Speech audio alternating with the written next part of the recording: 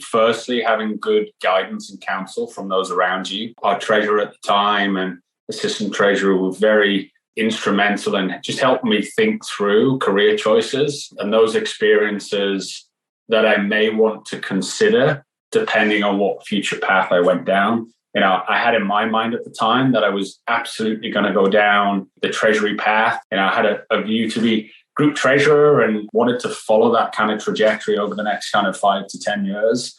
But I think coming from Northern Rock and seeing, I'd say, the level of opportunity and experience I was able to get there and how it can disappear very quickly, I did take a very, I'd say, long-term view of my career opportunities, but also the experiences that I wanted to get along the way. So that was probably one of the reasons why I stepped out to do Treasury Systems Implementation. A lot of people at the time, and I'm sure a lot of people today would probably say I was crazy. Why do you want to move out of the world of glamorous capital markets and step into the world of slugging it out with IT and the business on putting in a software application? But the long-term view of it for me was, over my career, the likelihood is I'm going to work on a systems project.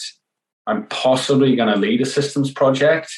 And I'm probably going to fail on at least one systems project over the 20, 30 years that I'm going to be working. More often than not, you'll come from an accounting background, controllership, and then move over to a more specialist corporate finance treasury role.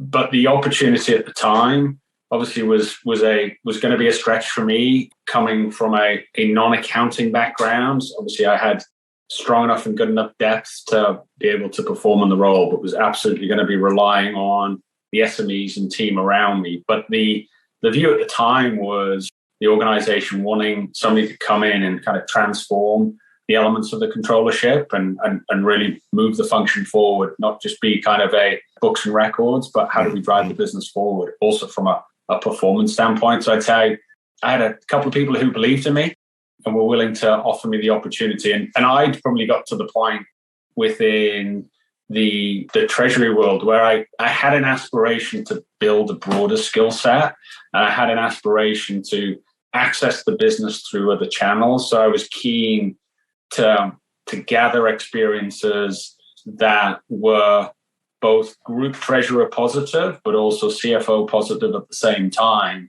I knew that encompassed treasury, corporate finance, FP&A, controllership. There's an inherent bias at different points in your career to kind of signal a landing spot. And what I mean by that is somebody said, well, what do you want to be when you grow up? Do you want to be a chief exec, a CFO, a chief procurement officer? And I think, probably through the first 10 years of your career, I think a lot of people go through probably a bit of a dilemma, which is, I don't know that answer, but I feel like I'm being forced into it. I went through some of that, but I also had great guidance along the way from many folks who are still at National Grid, which is you don't necessarily have to pick a destination, but you need to be clear on the type of work you want to be doing and the type of value you want to be delivering. And then what are those experiences that you need along the way to help you be successful in that? And if you can think about it that way, you tend to be probably more role agnostic and a bit more biased towards the experience. And the reality is the type of experience you want and the type of work you want to do will then lead you to a role, but don't feel like you need to pick a role too early on.